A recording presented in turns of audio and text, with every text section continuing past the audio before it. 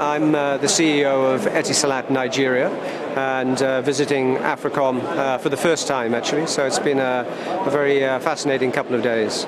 We're a late entrant, so we're in effect the fourth operator, so we're there really to break up a sort of bit of a cozy sort of party as the late entrant. Our sort of ownership is really from Etisalat in the UAE, which is its headquarters. It has 17 operations around the world today.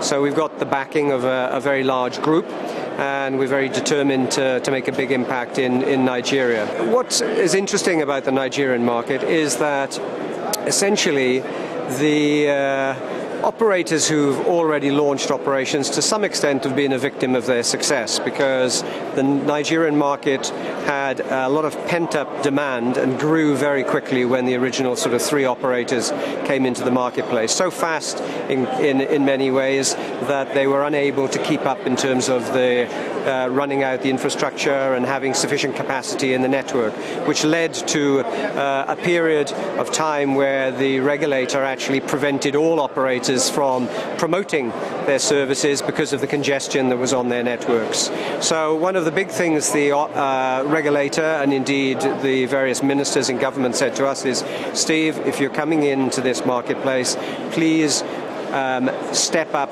the quality of service that's been delivered and set a new benchmark against which all of the other operators are then going to have to up their game in order to stay with Etisalat. And that's what we've done. So essentially quality has been a big differentiator for us.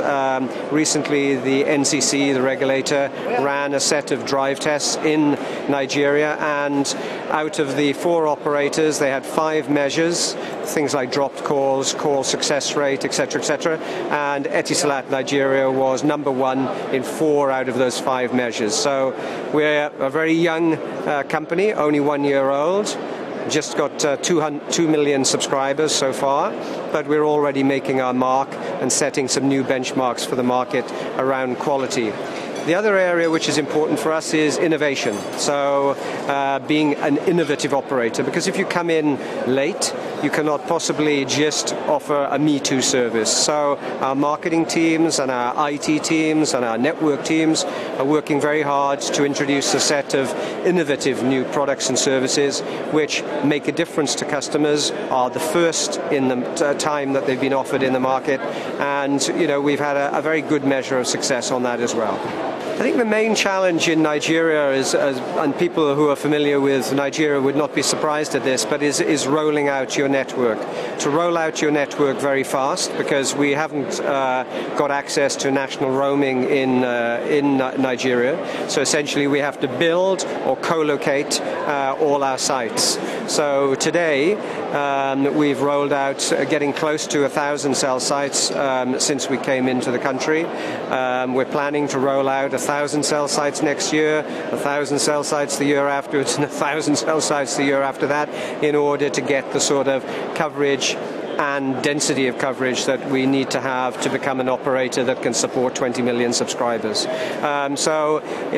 Rolling out in a country where the communications in terms of the transport infrastructure is quite weak in terms of the roads, rolling out in a country where power is at a premium is a big challenge for us. So every single site has to have 2 generators, every single site has to have a big diesel storage tank, and every single site has to have sort of permanent 24-hour security in order to protect those facilities because of the attraction of diesel and generators and so on. So a lot of challenges, more on the rollout side than anything else, but we're getting there. It's a little bit like running a military campaign, quite frankly, rolling out a network in Nigeria, but we're getting more efficient at it, and I'm looking forward to us achieving better and better results in terms of the number of cell sites we roll out per month and per annum.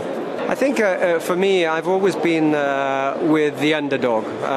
So in the whole of my mobile sort of career, which dates back to 1989 when I sort of joined 1&1, which was a mobile operator in the UK, I've always been, in that case, where I was the sort of third or fourth operator. I went to Optus Australia and started Optus as the second operator, went to Bouygues Telecom in France and started that as the third operator. So now I find myself effectively as the fourth operator in Nigeria. But the excitement is about being the underdog and proving to people that an underdog can achieve very good results and get itself into the top 2 companies in the country, and also the excitement of doing that in a very, very big market. It's the biggest market in Africa. It's the most number of subscribers in Africa. It's got the most potential in Africa. So where else but to take on a challenge like that? Let's make sure that we're taking on a challenge in a big market, and that's what